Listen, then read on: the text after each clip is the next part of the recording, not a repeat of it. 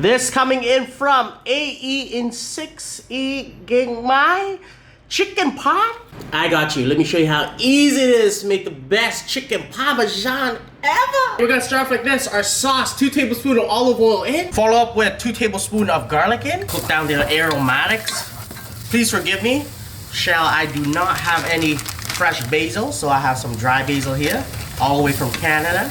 We're gonna saute this in as well. 1 teaspoon of this. Once nice and aromatic, 2 cans of beautiful tomatoes in. Then we're gonna squirt in 1 tablespoon of tomato paste, 1 teaspoon of salt. Then we let this go for 1 hour on a medium heat, alright? Alright, chicken cutlets. So these chicken breasts are pretty thin already, so I'm not gonna pound them out. All I'm gonna do is slice them in half, okay? There it is. Throw it to the side. Okay, we got nice and cut. We got 4 pieces of chicken breast, nice slice in half. We got half a teaspoon salt in. Keep in mind, these breasts are pretty tiny, right?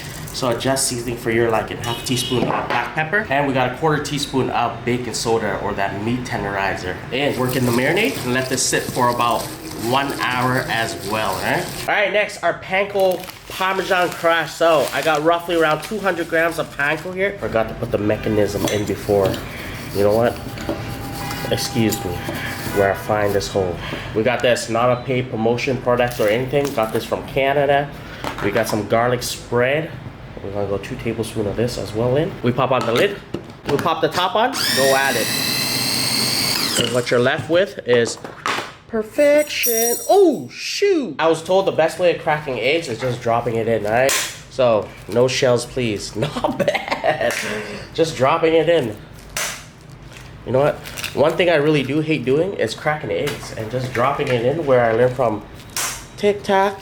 It's probably the best thing ever. Because every time I crack eggs, there's always shells in them. Look at that. Okay, all we do now, beat the eggs in.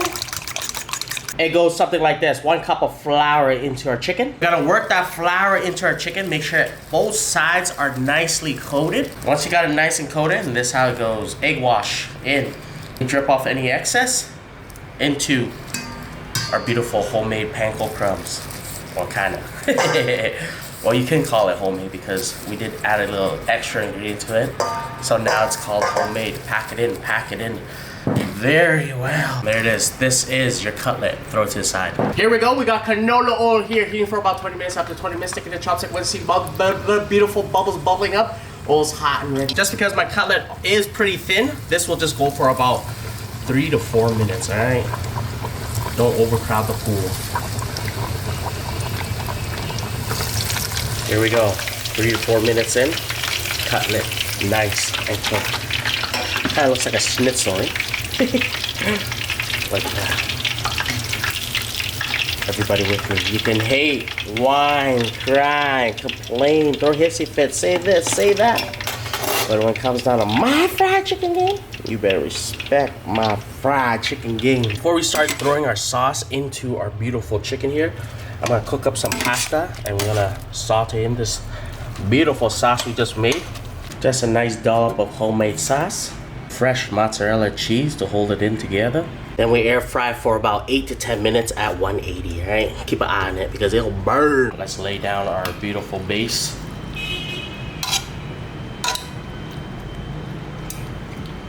Turn this around. We got the sauce on the side here. Can I serve you up some chicken cutlet, my guy and gal? Look at that. Amen for that. Can I get an amen for this? Amen. Okay. Adjust this. Oh man. We call out our order. Order 69. Your chicken Parmesan is up, my guy and gal. Ladies and gentlemen, chicken Parmesan, where should we start first? Let's start off with this cutlet here, okay? Let me cut it up for you and show you what's inside. Well, you guys know what's inside. It's just chicken. Okay, that wasn't a good piece that I chopped up, but if you guys see the layers of juiciness in this, you know it's right. You know it's right because of that baking soda. Let's get the pasta first. Quick tap. Yes, got it. Nice. Soup pumpkin.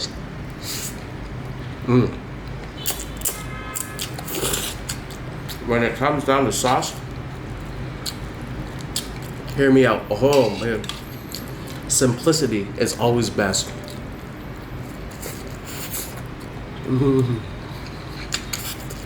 Huh.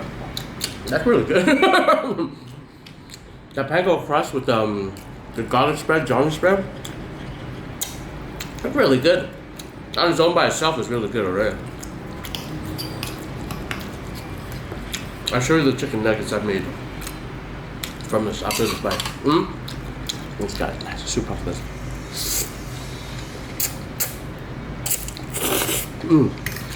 What's up? Look at this chicken tender. You see that?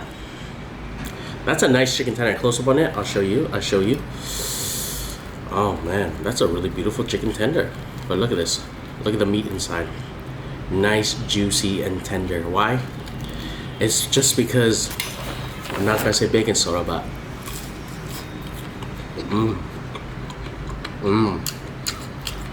has to do with the baking soda. But don't add too much baking soda because the taste will kind of differ. But ever had like chicken, or I'll tell you what baking soda does if you guys haven't heard about baking soda. Baking soda works as a tenderizer for meat. Ever order Chinese food? Then you order the beef and broccoli. Then you eat the beef and you're like, why is this beef so soft and chewy and good? Baking soda, my guy. I got you. Get it. I got you, you know? I got you. Okay. Spaghetti. I had pasta last night too, guys. But let's go. Quick time. It's time to carb up. Super popular.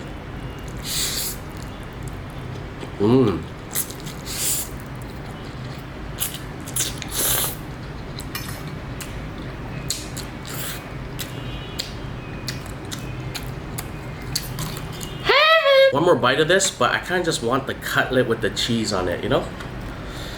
Look at it. Put it in between slices of bread. You know that'd be heaven. You know, KFC did this a while ago. They're just like, we put Parmesan, or we put a crust around, or cheese crust around our chicken, then we call it chicken Parmesan chicken. Pita. It's got nice soup off this. You know what? I was down in KFC for a second. But that's a good idea. This video could have been called KFC Chicken Parmesan. Like that.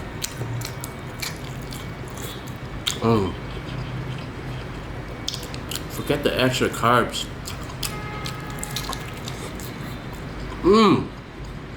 Just eat the cutlet on its own.